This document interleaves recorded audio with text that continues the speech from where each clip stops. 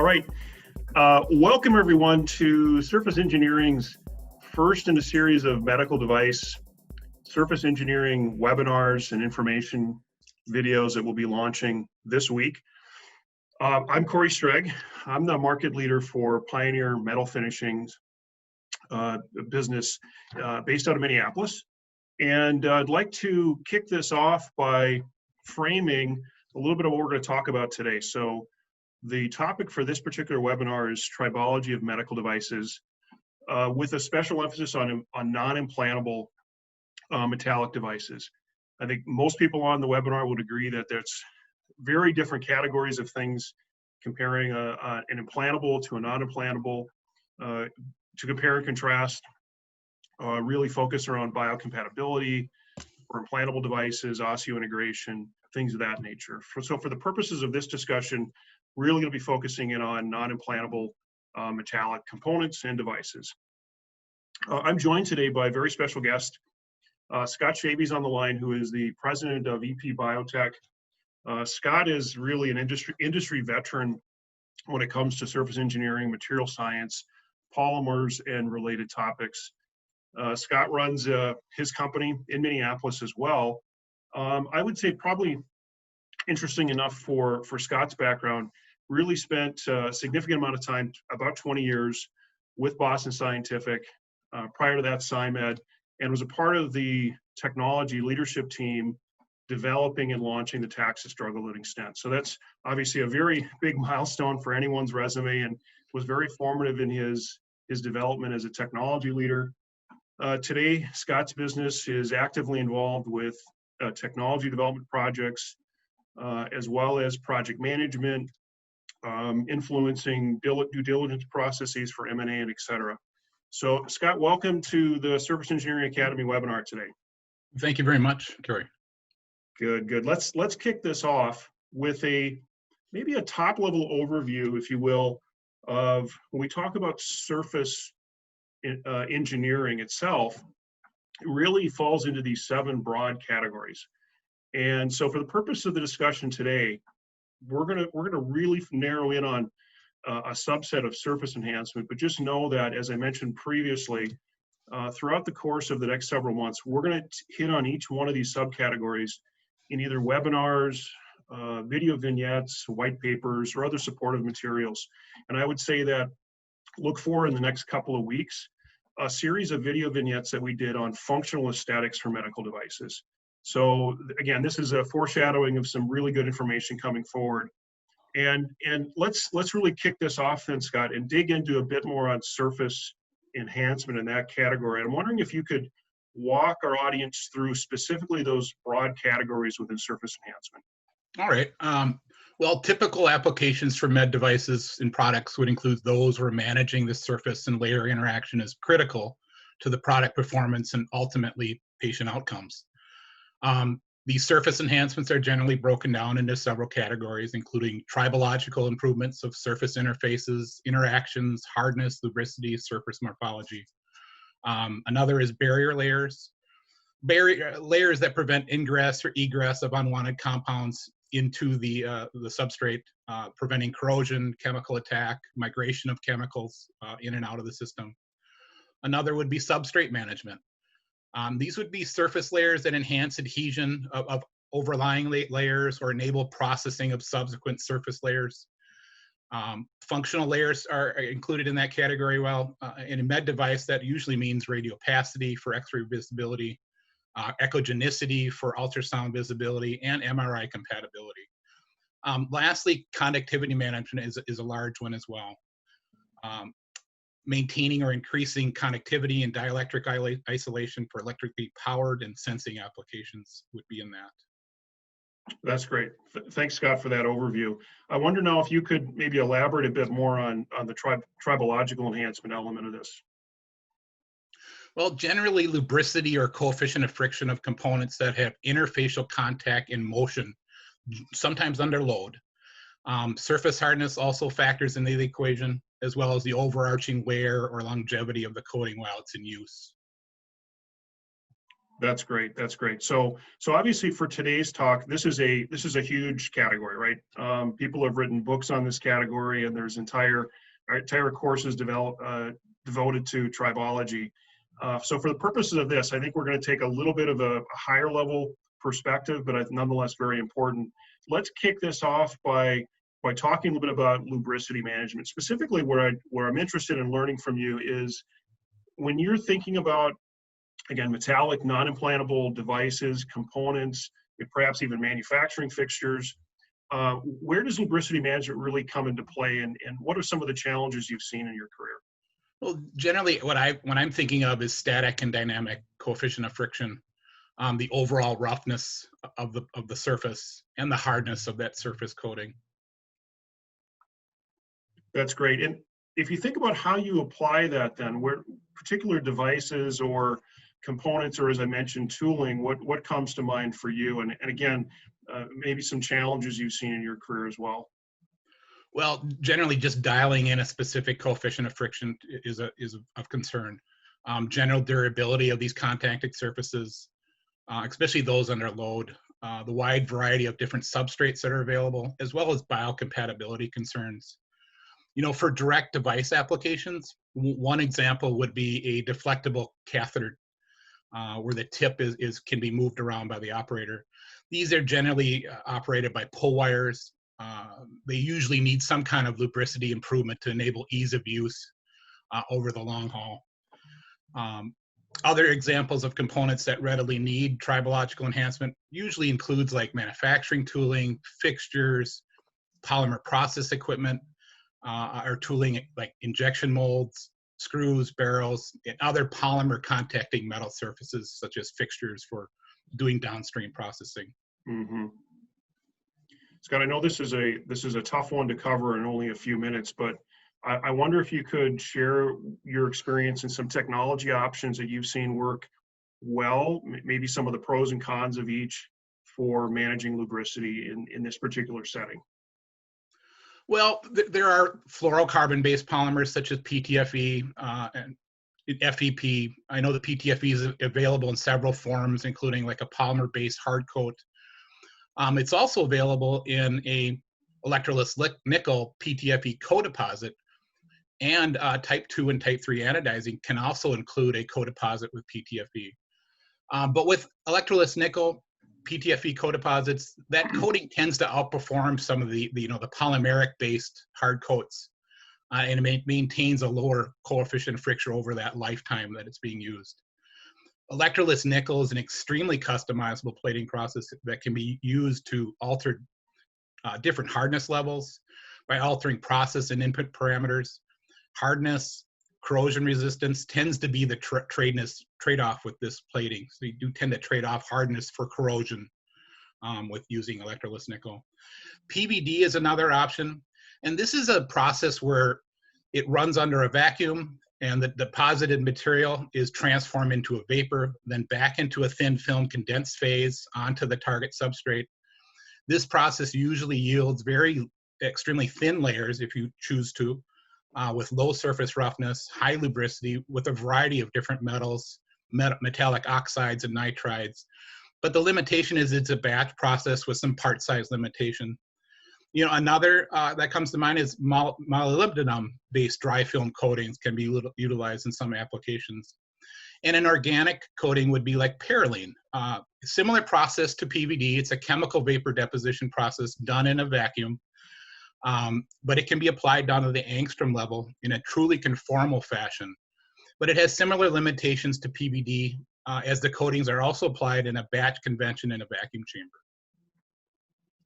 That's great. Thanks for that, Scott. So let's transition to wear optimization, and kind of in a similar vein, and thinking about where you've seen wear optimization really be important in your career. And I'm particularly interested in understanding a little bit more of the relationship with heat that's generated at that particular surface and wear itself. I wonder if you could speak to that, please. Yeah, well, heat tends to soften metal surfaces and makes it more prone to micro-pitting and premature failure. Other drivers of wear would include surface roughness, corrosion, and surface fatigue due to cyclic loading. and general surface hardness as well. And in your career, again, thinking about, fixturing or tooling or actual components, what wear optimization examples come to mind for you? Well, metal on metal surfaces that are in motion or under a load, such as electrical connectors that are frequently cycled or under vibration.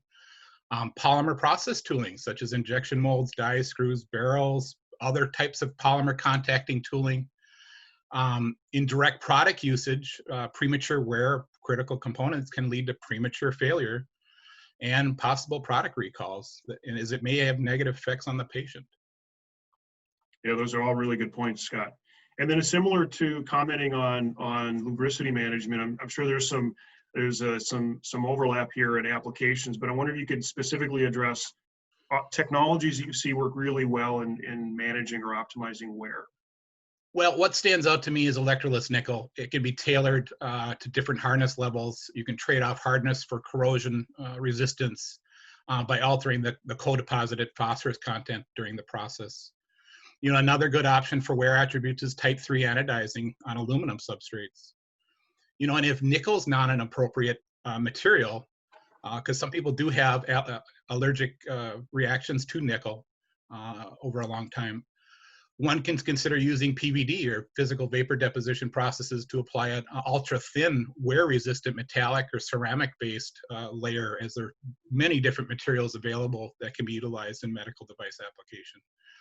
Anodizing again is another option that can extend the life of aluminum components. Yeah, those are really great points, Scott.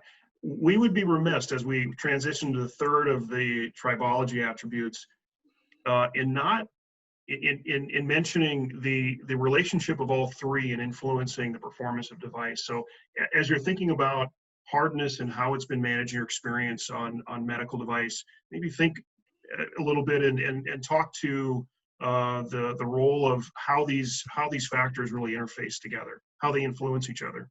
Well, surface hardness and local surface roughness all contribute to the overall lubricity, especially of moving wear surfaces. Hardness is also a factor in contact fatigue and the potential for micropitting formation on these metal components.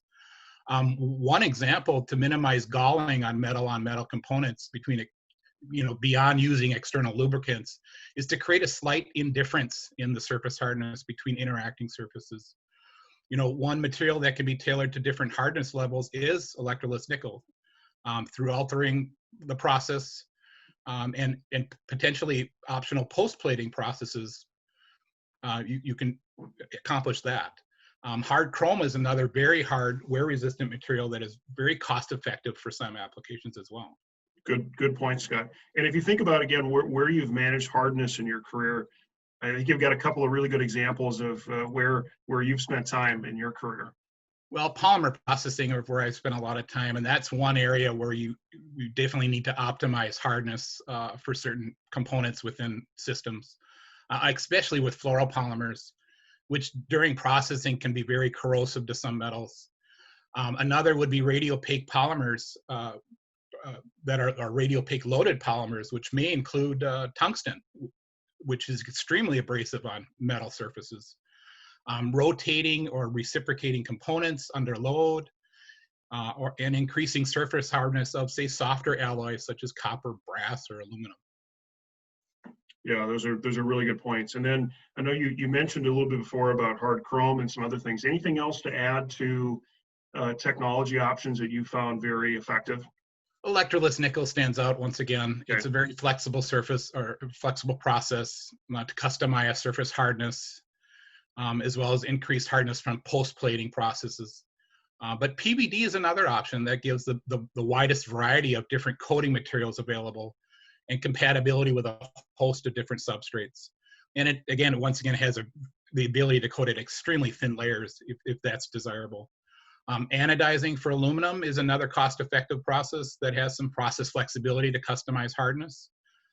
But it is limited to just aluminum surfaces, whereas electroless nickel and PVD could coat a much wider variety of substrates. It's a really good segue into kind of the next section on this discussion, which is really about optimizing performance of your whatever surface you have, whatever your requirements are. The key theme that I've picked up on here, Scott, is that there's a multitude of options available to us. And one of the things that I think it's important for us to relay to our audience today is that in thinking about your options for coating or plating, finishing, whatever category you're in, is that the military specifications, the ASTM specifications, these are really just guardrails, if you will. They're really wide in their structure and allow for quite a bit of flexibility normally within the spec itself.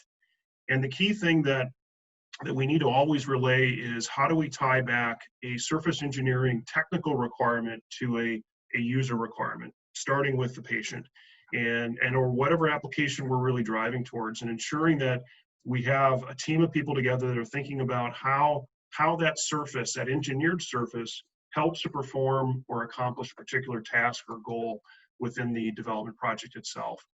As you can see from this chart, it's a very simple overview of only a few things that Scott's mentioned today, is that there's a multitude of factors that go into choosing the optimized finish.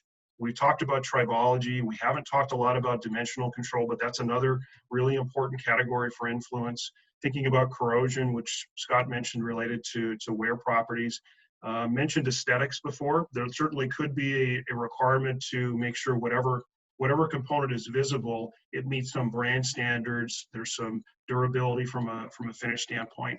And then certainly last but not least is there's a component around operational efficiency and cost. So all these things wrap up into a really comprehensive discussion that we would encourage you to have with your development teams, involving a surface engineer expert or organization to support the discussion.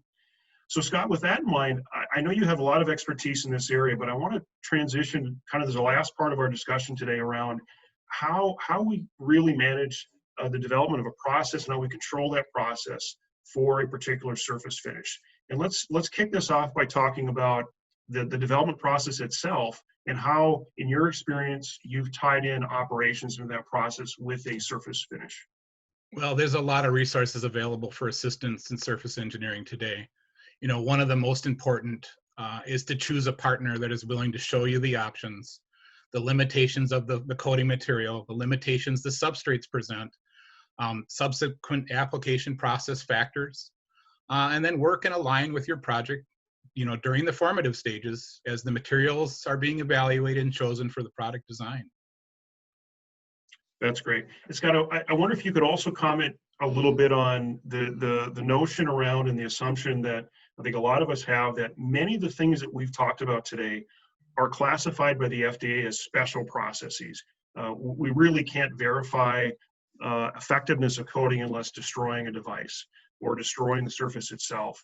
And I'm wondering if you could speak to a little bit about process validation, specifically with regard to coatings and finishes. Right. Well, in addition to process validation, upstream design verification should demonstrate that the coating works adequately in the application. So that's one step. The next would be, once that design's frozen, the equipment used in the process should be implemented into the system by using the install, operational, and performance qualification, or IQ, OQ, PQ as it's known in the med device industry. Then once the equipment's qualified, the actual process system should be validated to include, you know, in-process quality monitoring to provide a coating that meets the specifications each time it's run. That's great. And that's kind of a nice segue then into the last part of process development and control, and talking a little bit about some instrumentation that is effective in your experience in helping to verify the process itself and the coating or the finish that's being used. Well, coating characterizations dependent on the type of coating being utilized as substrate as well, but typically involve characterization of the cleanliness of the substrate before the coating's put on. In-process condition control of the say the bath temperatures, the temperatures, time, dwell times, and other process conditions that matter, or chemistry. Final coating characterizations typically will measure thickness and thickness consistency across the surface using non-contact methods such as eddy current thickness gauges. Surface roughness is typically characterized by profile and interferometry type methods. Wear resistance is generally a destructive test where a coupon is made, and possibly a Tabor test would be one important method. There's also a multitude of chemical tests to characterize coating materials, including like FTIR, Raman, and wet chemistry methods that can directly measure or indirectly measure the chemical constituents within the coating itself. That's great, Scott. Thank you so much. Before we open up for audience participation and questions, I'd like to just summarize what I heard today from you.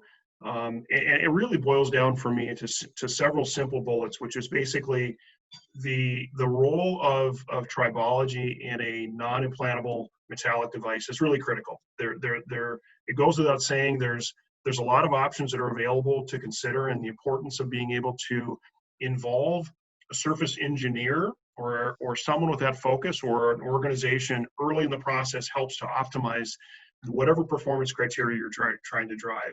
And then the really critical part of it is once you've decided on that, ensuring that you have a process and a manufacturing structure that allows you to have consistent output part after part over the years. So thank you for your comments on that, Scott. Let's open this up. So for folks that are on the webinar, I think you'll either see it on the top of your screen or the bottom of your screen. You'll see a Q&A button. Feel free to drop us a line right now on any questions you might have for myself, although I will defer a lot to Scott on these technical questions. What processes do you recommend for mold tooling used with medical devices? A couple options would be, one would be electroless nickel. And depending upon what type of polymer you're injecting into that mold, or hard chrome is another possibility there. And pros and cons, either way, in your experience? It really depends on the polymer and the release properties. I have also heard of folks using electroless nickel with PTFE co-deposit as a mold release too for these, very ultra low durometer materials that have mold release problems or have sticking in the mold to improve the cycle time so you're not digging them out. All right, Scott, let me read you the next one here. Is it common for an OEM to have testing capability to change surface finish, or is it something the supplier would do? I'm not sure. I've not seen OEMs have this capability. This is normally something that I think a supplier would be doing. Yeah, I think it kind of speaks to something that I've heard before, Scott, that I wanted to ask you about, which is the level of, in your experience, vertical integration with surface engineering, coatings technologies. How deep typically do medical device OEMs go with that? What are their general capabilities in your experience? It really depends on what their main focus of their product line is. Like we've mentioned, this is a non-implantable type discussion, but those type of folks that do implantables would probably be more heavily invested in this than others. I really haven't seen that much vertical integration in this area just because of the barriers to entry and cost and the types of processes you're actually implementing to put the coatings on. That makes sense. That makes sense. Have a question here about, I think what this really getting after is the difference between a co-deposited PTFE, and you've mentioned a couple different technologies today, versus when someone uses a separate, say a PTFE coating on its own. What are the differences there, Scott? What my experience with co-deposited versus you say like a hard coat would be on like reflow mandrels would be one example. The hard coat PTFE would tend to do really well at first, but usually after you've run a couple catheters over the top, it's pretty much worn off with nicks and scrapes from razor blades. That's where I think electroless nickel co-deposit with PTFE would be a better option there, because I think it would last longer. It's being basically protected by a metal matrix versus a polymer matrix. Yeah, I think it really speaks to, it's really a durability discussion, correct? Right. If you're using a separate PTFE coating versus something that's co-deposited, you're gonna see the attributes of whatever the co-deposited material is in that, and that you may not see maybe quite as much lubricity. You may have a coefficient of friction, kinetic coefficient of friction that's higher, but you get better wear cycles throughout the life of that component. Is that fair to say? Yeah, that would be fair to say. Okay, good question. Have another question here, which I think works really well in your category. What coatings would be applicable for tribology if you have a hybrid or a polymer? In other words, a non-metallic substrate. I know you have a lot of experience in this. It really depends on the substrate you're working with and the temperatures that it's available. That it can sustain. I think electroless nickel would work well here, especially for like if you're using, like I've had some experience with doing silicone molds from 3D printed molds. And in some cases, these are made from epoxies that may have extracts that may poison the curing. Putting a metal-based coating on that is a great way to basically protect the molded material from the mold itself. But you need to be concerned about what that polymer can withstand before you put it into these processes. PVD creates heat. Can it withstand that kind of heat? There are cooling options for certain things too, but that's a little bit more development as well. There are options out there to cool things to make sure you don't go over a certain specified temp. Yeah, good point. Have a question here, which I'll take actually. It's asking for an example of where we've had a tribology project or program with a medical device. Try to be able to maybe connect the dots a little bit on specifics. So I'll take that one. We actually had a project we did fairly recently with we'll call it generally a robotics organization. This is more of an exoskeleton, a supportive device, physical therapy type, and had a customer with a challenge around failing bushings and metallic parts. And we walked them through a process of diagnosing kind of what their needs were, and ultimately landed on, in this case, it was an electroless nickel application, where we were able to take wear properties from where we saw bearings fail at let's say at 1 or 5, and we increased that by 5-fold. And so that's a significant improvement in terms of the use case for that environment. In this case, it really helps to reduce or almost eliminate the need for bushing changes, for maintenance on this part, and ultimately really drove a much better user experience for the customer and the patient. Got a couple more here, Scott, we'll run through before we run out of time. So question here is, I work in ropes and rescue equipment. We use anodized aluminum mostly. Are there some other surface finishes we could consider for metal to rope friction surfaces? Not my area of expertise, Scott. I don't know if you have any comments on that. I don't work in ropes and rescue equipment, but I can try to help. Anodized aluminum is one. There may be options within anodizing too that maybe need to be explored there as well. So maybe sticking within that same category, but looking at other options, because it is possible to harden that surface a bit. That may give you a little bit less friction. Potentially electroless nickel, PTFE co-deposits, another possibility as well that would wear very well over a long period of time. So you mentioned this before, but I think you could probably elaborate a bit more on this. A question from audience about the future use of 3D printing, additive manufacturing for medical devices, and maybe what kind of coatings you find or have found have been useful for those particular components. And Scott, I would just say, don't limit yourself to just metallized type coating. Just in general, maybe you could comment on 3D or additive manufactured parts. I think just a general surface finish. In some cases, they want to fill, because I think in some cases the polymers that they're using in 3D printing do kind of leave a surface finish less than desirable. So just sometimes paints or other coatings to put over the top to make them look good, or something that could minimize the surface roughness as well would be good in case it's in an active system of sort. Because you are seeing 3D printed, it's kind of coming out of the prototype phase and moving into low volume production. So you are seeing 3D printed parts being used in off the shelf medical devices these days now. Yeah, I think it's fair to say as well is that if you're using a metallized additive manufacturing process, normally that metal part that comes out is not the same as, say, a machine part. And I think it's really a good challenge for the industry to face.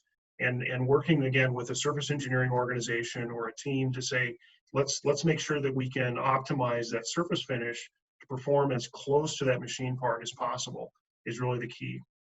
Have a PVD question for you that I think you'll enjoy. Could you elaborate more on PVD specifically with ceramic coatings? Where would this be most useful? Some of the nitride coatings are extremely hard. They would be very, very considerable. I think most of my background with PVD is in implantable types, but there are a variety of different, nickel, or excuse me, nitride-based metallic coatings or ceramic coatings that would work, and to kind of optimize some of the things we've talked about in tribology as well, where they're extremely hard, extremely thin, so you're really not changing the dimensional aspects of the part itself because it could be put on so thin. But it has to be something that can withstand the temperatures of that process and not be so big that it can't fit into the chamber.